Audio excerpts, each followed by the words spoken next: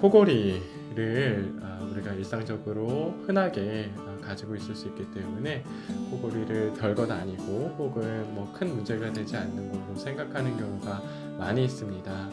하지만 코골이는 그것이 단순히 코골이가 아니라 많은 확률로 수면 무호흡이라는 수면 질환을 동반할 수 있기 때문에 사실은 상당한 주의가 필요한 증상이라고 볼 수 있겠습니다. 기도가 수면 상태에서 평상시보다 좁아져서 나타나는 코골이 뿐만 아니라 아예 기도가 막혀버려서 숨을 못 쉬는 그런 무호흡의 상태에 이르게 된다면 우리가 잠을 자는 중에 실제로 나는 인식하지 못하더라도 우리 뇌와 전신, 심장, 혈관으로 공급되는 산소가 떨어질 수 있다는 것이죠. 한 시간에 여러 차례 이렇게 산소가 떨어지는 그런 상태에 계속해서 밤새도록 노출이 되어 있는 것은 우리 뇌뿐만 아니라 심장, 또 전신 심혈관계, 뇌혈관계에 굉장히 안 좋은 영향을 줄 수 있다고 볼 수 있습니다.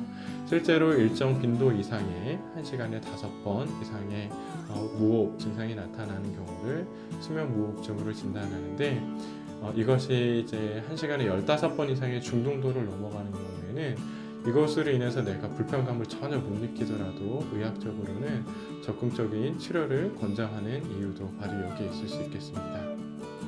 잠을 자는 중에 우리 뇌가 수면 무호흡으로 인해서 깊은 잠을 계속해서 자지 못하고 또 뇌와 전신 심혈관계로 가는 산소 공급이 제대로 원활하게 이루어지지 않을 경우에는 하루하루 이것이 계속해서 치료되지 않고 쌓여가게 될 경우에는 이것 자체로 인해서도 심혈관계, 고혈압, 당뇨 같은 대사성 질환이나 아니면 그 자체의 심장, 심혈관 질환, 심장 부정맥 혹은 뇌혈관 질환들 이런 여러 가지 만성 질환들의 강력한 위험 인자가 될 수 있습니다.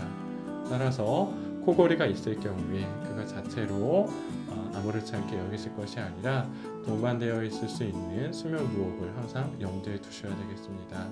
그리고 수면 무호흡이 의심되는 경우라면 미루지 마시고 반드시 수면 클리닉을 방문하셔서 정확한 진단검사인 수면 다한 검사를 받아보고 거기에 따른 진단과 또 적절한 조치를 받으시기를 권장드립니다.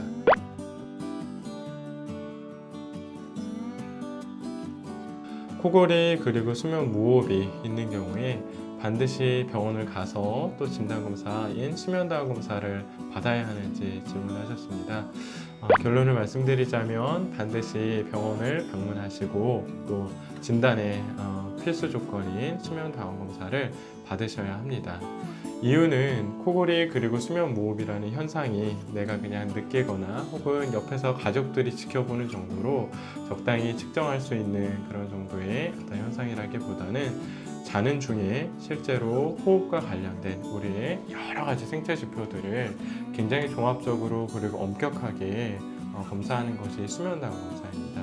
따라서 실제 이런 정확한 진단검사인 수면다한 검사를 통해서 단순히 코를 본다 혹은 중간중간 숨을 안 쉰다라는 정도가 아니라 수면 내내 어느 단계에서 어느 자세에서 또 어느 정도의 빈도로 어느 정도로 심각하게 수면 무호흡이 나오고 있고 여기에 따라서 우리 몸에서 산소가 떨어지는 거가 어느 정도 되는지 또 이런 수면 무호흡 때문에 나의 수면은 어떤 상태에 놓여 있는지를 정확하고 또 엄밀하게 평가를 받아보실 필요가 있는 것입니다.